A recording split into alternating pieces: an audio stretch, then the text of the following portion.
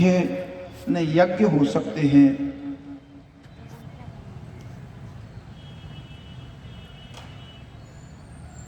परंतु इसके बाद भी हम करते हैं, उसका संतों ने कारण बताया कि ये सब करते हुए इनको सफलता प्राप्त करना है तो इनको भगवान के नाम राम का आधार प्रदान करना चाहिए, तो ही ये सफल होते हैं। तो ये भगवान, इस कलयुग में भगवान का जो नाम है, कलयुग केवल नाम आधारा, सुमिर सुमिर नर उतरे पारा। तो इस संसार सागर से पार होने के लिए संतों ने एक सरल मार्ग बता दिया कि आप कुछ भी करिए, यज्ञ करिए, जाप करिए, ध्यान करिए, कुछ भी करिए, परंतु मूल में भगवान के नाम का आधार ग्रहण करके चलते फिरते, उठते बैठते, सोते जागते, जब भी भगवान का नाम याद आए उस समय नाम का स्मरण करते रहिए। इस नाम का स्मरण करने से इस संसार सागर से पार हो सकते हैं। और इस रामचरितमानस में भी जब तुलसीदास जी से पूछा कि भाई इसमें ऐसी कौन सी शक्ति है, हर ग्रंथ की अपनी शक्ति होती है, हर मंत्र में अपनी शक्ति होती है, जिस शक्ति से वो फल प्रदान करता है। तो तुलसीदास जी ने कहा कि मेरे ग्रंथ में जो शक्ति का केंद्र है वो है रामचरितमानस यही नामा, श्रवण सुनत पावे विश्रामा। इसके श्रवण करने से शांति मिलती है। किसके द्वारा, किस शक्ति से? तो अति पावन पुराण श्रुति सारा, जो वेदों का, शास्त्रों का सार स्वरूप है, उसमें यही में रघुपति नाम उदारा। भगवान का नाम राम केवल 2 अक्षर का, बड़ा सुमिरत सुलभ सुखद सबका, स्मरण करने में भी सुलभ है, जपने में सुलभ है। भगवान कृष्ण का नाम लेते हैं तो हर व्यक्ति इसका शुद्ध उच्चारण नहीं कर सकता, उसमें दांत होना बहुत जरूरी है। जिसके मुख में दांत न हो फिर वो भगवान कृष्ण का नाम ले तो वो सही उच्चारण से नहीं कर सकता। परंतु भगवान का नाम राम इतना सरल है और इतना सहज है और इतना प्रभावशाली है कि वाल्मीकि ऋषि ने, जिन्होंने आदि कवि कहलाए रामायण लिखी, तो उन्होंने अपना अनुभव बताया कि मेरा जीवन तो ऐसा था कि पाप करत निस्वासर जाई, रात दिन पाप परायण बुद्धि थी। लोग आते थे, लूटमारी किया करते थे, हत्या डकैती किया करते थे, परंतु सदगुरु ने मुझको एक 2 अक्षर का नाम दे दिया, राम। और वो राम मेरे पापों के कारण राम राम बोलता था तो मरा मरा निकलता था। मैंने गुरुदेव से कहा, गुरुदेव मेरे तो संस्कारों के कारण राम नाम मुंह से निकलता ही नहीं है, मरा मरा निकलता है। गुरुजी ने कहा कोई बात नहीं है, आप तो उल्टा नाम ही बोलो, और उल्टा नाम कब सीधा हो जाएगा आपको पता नहीं चलेगा। 3 बार राम राम कहो, मरा मरा कहोगे तो 2 बार राम राम आ जाएगा, और जब सतत चलता रहेगा तो मरा मरा में से कब राम राम में बदल जाएगा पता भी नहीं चलेगा। मरा मरा बोलिए, मरा मरा मरा मरा मरा मरा मरा मरा मरा मरा मरा मरा मरा मरा मरा राम, उल्टा नाम जपा जग जाना, वाल्मीकि भय ब्रह्म समाना, ब्रह्म स्वरूप हो गए। तो तुलसीदास जी कहते हैं कि इसमें भगवान के नाम की शक्ति है। अब समस्या ये है कि सब लोग राम राम जपते हैं, परंतु उसका फल हम सबको ऐसा क्यों नहीं मिलता? इस कारण पर अपन आगे विचार करेंगे। तो आइए, आज तो अपन इस ग्रंथ को खोलते हैं। कल महात्मा बोला था, अब ग्रंथ को खोलते हैं। कोई भी पुस्तक हो, ग्रंथ हो, उसमें जो पृष्ठ होते हैं, बाकी पृष्ठ जो है ना पतले होते हैं, परंतु जो ऊपर के पृष्ठ होते हैं वो थोड़े सख्त होते हैं, इसलिए उसको कहते हैं पुष्टा कहते हैं। ये पुष्ट होता है जिससे बीच की सुरक्षा हो जाए। अपने देखा ना पुस्तकों में। अच्छा, एक विशेषता और होती है उसकी, बड़ा सहज से ये रामचरितमानस को अपन सहजता से लो, अपन जटिल बना करके इसको नहीं बोलते, अपनी भाषा में समझने के लिए सरल से सरल ढंग से आप उसको आत्मसात करिए। तो उसमें आप देखते हैं कि उस ग्रंथ का नाम लिखा रहता है, पुस्तक का नाम, जो भी पुस्तक होती है तो वहाँ ऊपरी पृष्ठ में जो पुष्ट होता है पुस्तक, उस पर बड़े अक्षरों में नाम लिखा रहता है। तो इस ग्रंथ में नाम लिखा हुआ है रामचरितमानस, 3 शब्द लिखे हुए हैं, रामचरितमानस ऊपर के पृष्ठ में। पीछे वाला वो भी पुष्ट होता है, उसमें भी कुछ लिखा रहता है। तो तुलसीदास जी से पूछा कि इस ग्रंथ के जो नामकरण दिया है आपने, किया है, इसका अर्थ क्या है? तो तुलसीदास जी ने कहा कि राम तो सब जानते ही हैं, राम भगवान का नाम है राम, दूसरे उनका चरित्र है, तीसरा मानस कहते हैं सरोवर को, भगवान के चरित्रों का तालाब है। तो इसका अर्थ क्या हुआ रामचरितमानस का? भगवान के चरित्रों का सरोवर, तालाब। एक ऊपरी पृष्ठ पे तो जी लिखा है, इसको खोल लिया। अब पीछे का और देख लेते हैं। अब ये पूछा गया कि भाई तालाब तो पानी का होता है, अब इसमें चरित्रों का तालाब भरा है तो ये क्या काम आएगा?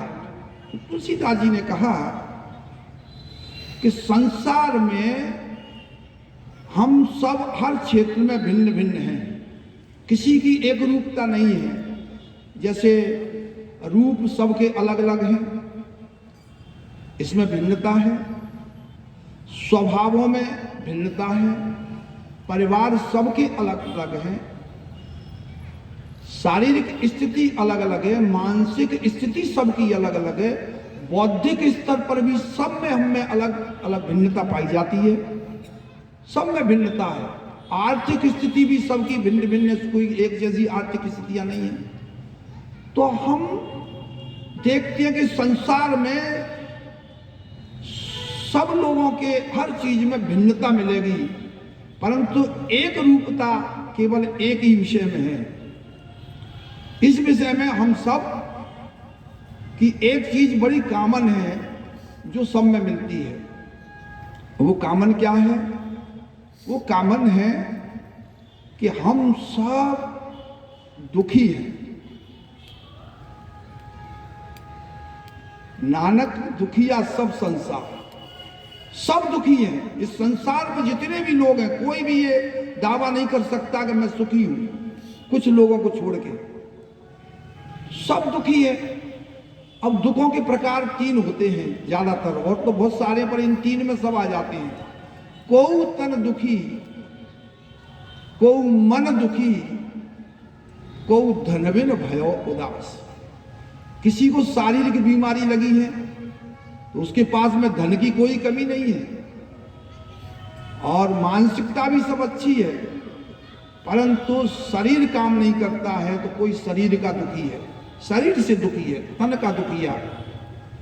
कोई तन से बड़े पुष्ट हैं परंतु उनके पास धन नहीं है, नौ खा तेरे की भूखी बनी रहती है, जैसे तैसे वो अपना पालन पोषण करते हैं। तो किसी को धन की परेशानी है और किसी के पास तन भी अच्छा है, धन भी है, तो उनकी मानसिकता ऐसी बिगड़ी हुई है कि वो कभी सुखी महसूस नहीं करते अपने आप को। धन की जब देखो उनके पास धन की कमी नहीं है, फिर भी धन की कमी है, हर चीज में उनको कमी दिखती है, इसलिए मानसिक रूप से बीमार हैं कई लोग। तो इस प्रकार से हम सब दुखी हैं, इसमें कॉमन है। और एक चीज हम सभी चाहते हैं, और वो चाहते हैं सुख, कहे भगवान हमको सुख मिल जाए। तो दुख का निवारण सभी लोग चाहते हैं। तो तुलसीदास जी ने कहा कि सब लोग दुखी हैं, तो इनके दुख दूर करने, जिसको दुख दूर करना है तो वो इस भगवान के चरित्रों का जो तालाब मैंने बनाया है, सरोवर, इसमें आप डूब जाइए।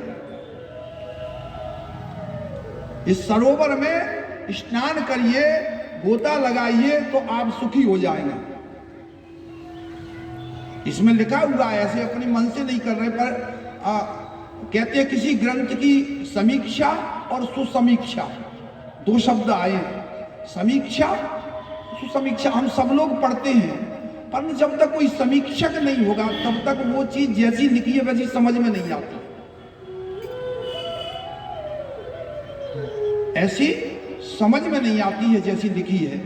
तो उसके लिए एक समीक्षक चाहिए, तो वो अपने ढंग से समीक्षा करता है, समझ में आ जाती है। और सुसमीक्षा होती है कि वो बहुत समझ से परे है, बड़ी जटिलता से समझ में आती है।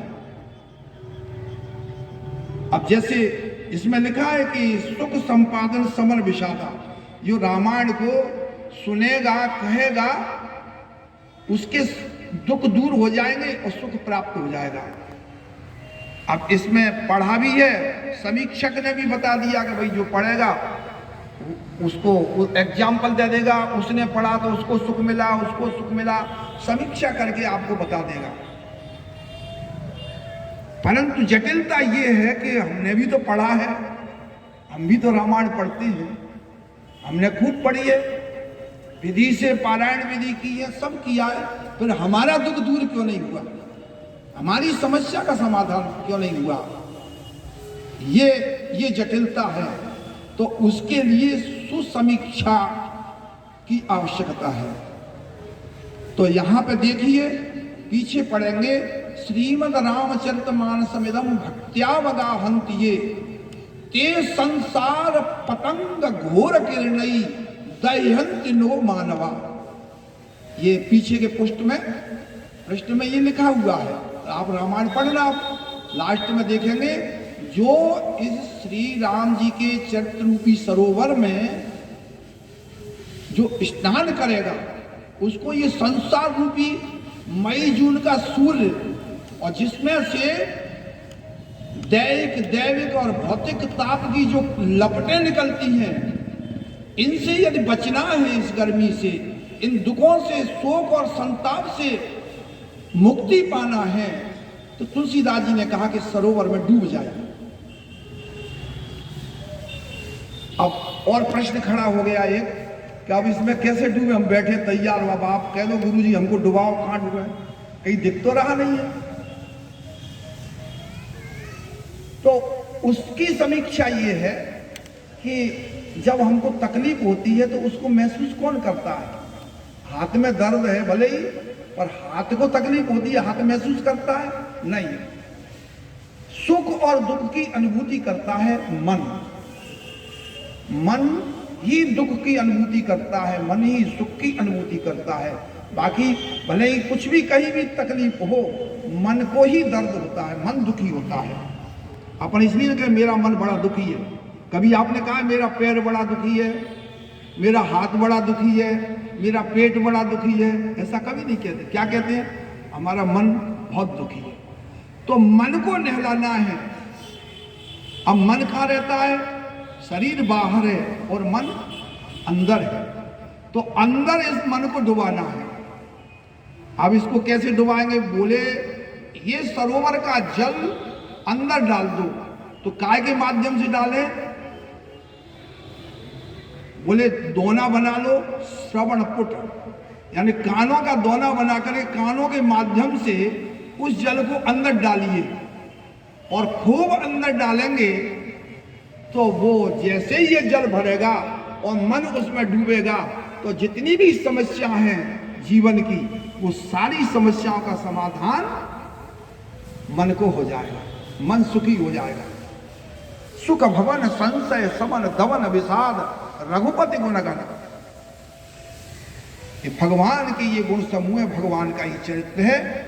जब मन कानों से लग करके जब इसको सुनता है तो सारे विषाद दूर हो जाते हैं, विषाद प्रसाद में बदल जाते हैं, दुख सुख में बदल जाता है। तो पीछे के प्रश्न में है कि भाई आप जो है अब कानों के माध्यम से अंदर ले जाइए। अभी कथा बाहर ही बाहर, यदि हमारे जीवन में कोई परिवर्तन नहीं आ रहा है, मन को शांति नहीं है, मन सुखी नहीं है, सब कुछ पूजा पाठ करने के बाद भी, जाप करने के बाद भी मन का दुख दूर नहीं होता है, जीवन में दुखों का पहाड़ लगा हुआ है, तो भी घबराइए मत। तुलसीदास जी कहते हैं कि आप इस कथा को अंदर ले जाइए।